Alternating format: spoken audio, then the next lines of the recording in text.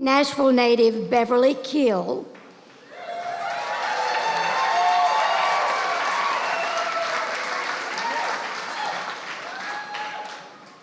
I love her too. Where are you, Beverly?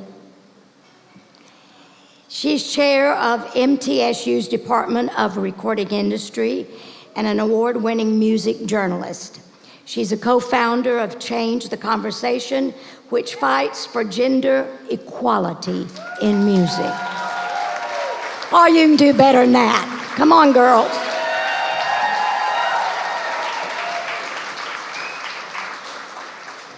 During a leave of absence from MTSU, Beverly served as Senior Vice President of Artist and Media Relations at Universal Music Group, Nashville. As an independent publicist and consultant, she's worked with the likes of Lionel Richie, Alison Krauss, Scotty McCreery, and Jamie Johnson. Couldn't find any biggies? Forbes magazine included her on 40 Women to Watch Over 40, its national list of innovative women, and she's a member of the Nashville Public Schools Hall of Fame, the Nashville Business Journal's Women in Music City Awards Hall of Fame, and is a YWCA Academy for Women of Achievement honoree. Beverly serves on the boards of the CMA and the Recording Academy. Beverly, we have a very special friend who would like to congratulate you tonight by video. I'm Jamie Johnson. When I met Beverly Keel, she was a reporter with the Tennessean, and she called me on the phone to do a phone interview, and I was blown away by the depth and the questions that she asked me, because she asked me questions that I thought were important to me, and not just questions that some of the readers might have wanted to know the answers to. And later on, when she became my publicist, Beverly gave me a lot of helpful tips and advice, and still does to this day, about regarding the press. And I joke all the time and tell her, now she gets paid to tell everybody no. But thank you, Beverly, for being a wonderful publicist and an even better friend. Congratulations on getting inducted into the Source Music Hall of Fame, Beverly, and all the other fine women. We love you.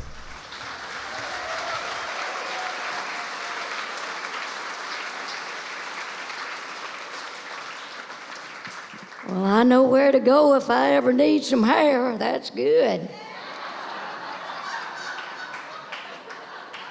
He's got some, don't he? His is probably real, too, I tell you. Beverly, he is, I met him, and you meet a lot of people in this industry.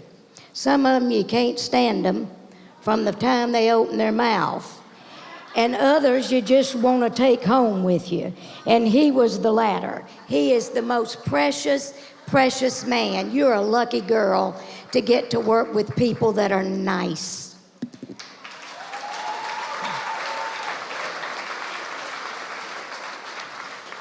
So come on up here. You are our 2019 Source Hall of Fame inductee, Beverly Keel.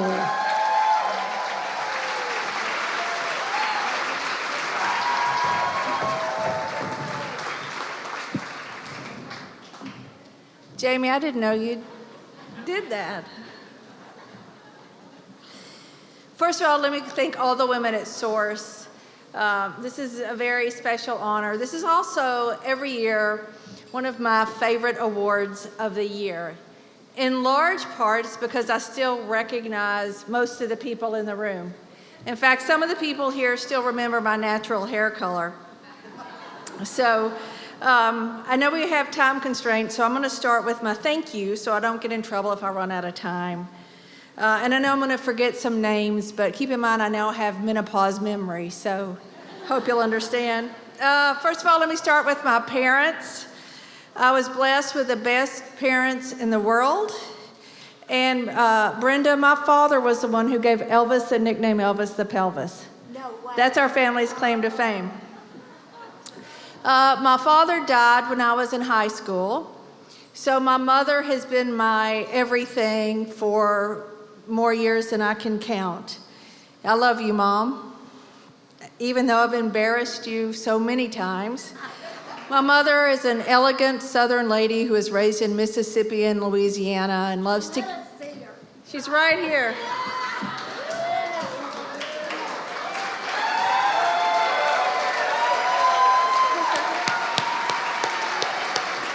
She is pretty.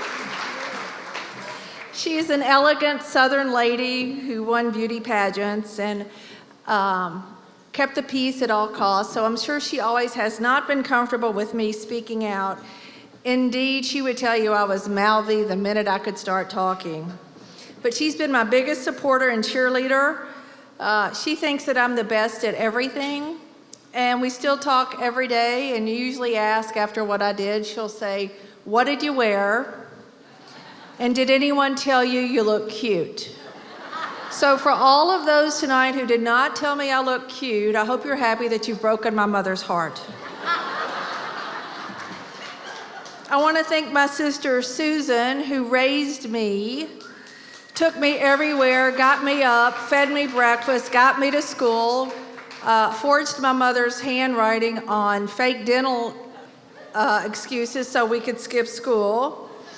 And she took me with her everywhere for a decade or so. I'm very proud to be half of the Keel sisters. Stand up, Linda. And then, yay! And of course, I call him my boyfriend, Pat Blair, who helped put me back together after one of the worst times in my life and takes care of me so I can try to take on the world. I never dreamed I would find so much happiness at 50. I never dreamed I would admit up here that I'm 50. My son, David, is perfect and is finishing up law school. And did I mention he's on a full scholarship? And it goes without saying, no one would be in this room without the artists and the songwriters and the musicians. We would have no jobs. I am so grateful for all of the artists with whom I've been able to work. But there's one that's very special to me. He has much better hair than I have, Jamie Johnson.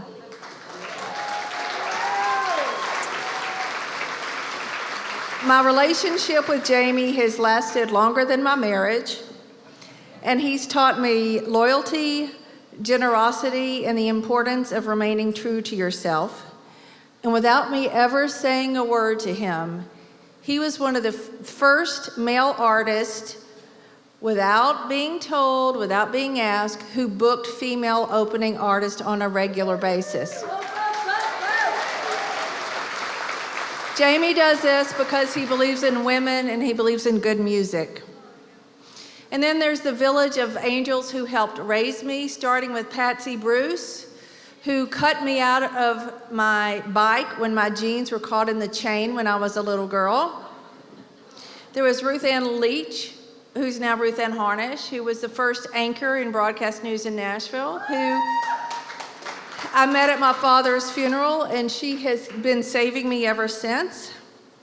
I am missing many of my mentors and want to thank the others, Donna Hilley, Laura Bainbridge, and then the ones, fortunately, who are around today, Ellen Jacobs, my first editor, Jane DeBose, Mary Hance, Beth Stein, and Luke Lewis. And I learned so much from Luke, more than he'll ever know. I want to thank Jason Owen for suggesting I take the job at Universal Music Group. I want to thank Mike Duncan for firing me so I could return to my first love, which was MTSU. And just remember, sometimes blessings can be painful. And of course, I got to give a shout out to my Change the Conversation sisters, Tracy Gershon and Leslie Fram, whose friendship has changed my life. Every day they inspire me. Sometimes they carry me, and I'm so proud of the work we've done together. I've got so many friends in this room and friends since childhood. Zan Jeffrey and Laura McNabb, Renee White, who's here, who's one of my longest friends in Nashville, Anastasia Brown, Becky Harris, Sandy Knox, Sharon Corbett, Melissa Wald, Karen Essick, Ronna Rubin, who was honored a year or so ago, Paula Erickson, and there's this new exciting singer, Allison Krauss, and I think she really has a shot in this industry. And of course, I cannot go further without mentioning all the powerful, intelligent, charismatic professors at MTSU who are at table 18. They'll stand up.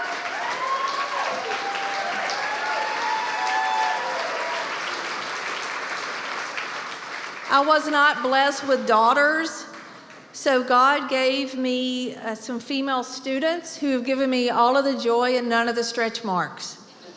So I cannot tell you how much I love Lauren Tingle and Lauren Branson and Cindy Watts and Erin Enderlin and Ashley Ernst and Martha Earls and Ashley Eicher and Alicia Warwick and Melanie Weatherby and Carrie Long and Lisa Bolt and Abby Boss and Hannah Sanford.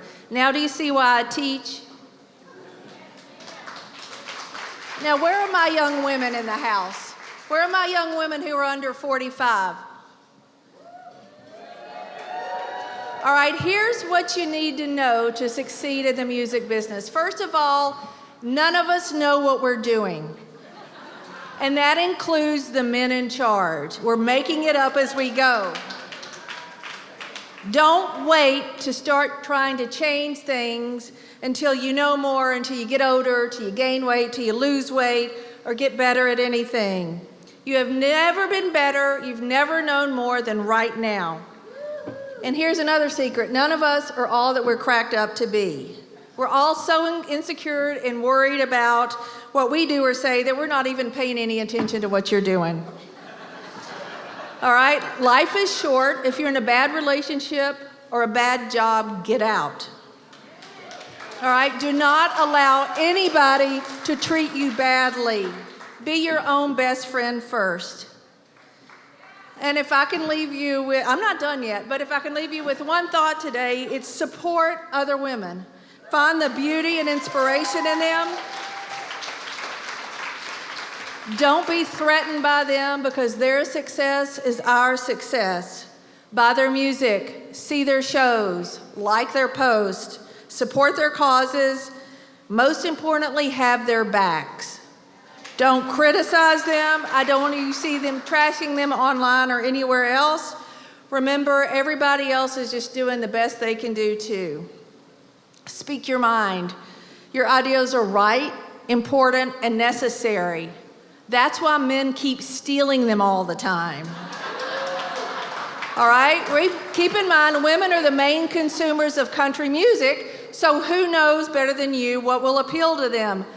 Don't doubt yourself and don't apologize. So what if you get it wrong sometimes? There have been times when I've failed every day and I'm still here. So the point is, do whatever works for you. Don't worry about the naysayers. As Ice-T says, and you know I had to have a rap reference, haters hate up. You wouldn't believe the things that people have said to me in publications and online. I've been threatened. I've been called every word, and I consider that a badge of honor, except when it comes from my mother. If people are saying bad things about you, you must be doing something right. All right, if you're not in a position to speak out, talk to somebody who can. Come to a Change the Conversation meeting. Find your tribe in person or online, and if that fails, come to me. You're not alone. We're here for you. But let me stress, tonight isn't about me, but it's about the women who made it possible for all of us to be here tonight. All right, without Patsy Cline, we wouldn't have Loretta Lynn. Without Loretta, we wouldn't have Reba. Without Reba, we wouldn't have Faith Hill. Then we wouldn't have Taylor Swift, Miranda Lambert, Carrie Underwood, Maren Morris, and so on and so on. So think of the next generation of powerful voices who will be inspired by the women in this room. That's why we have important work ahead, and you can't let the hurdles or the self-doubt get in our way. Now, if you worked in the music industry before 1990, please stand up. If you worked in the music industry before 1990,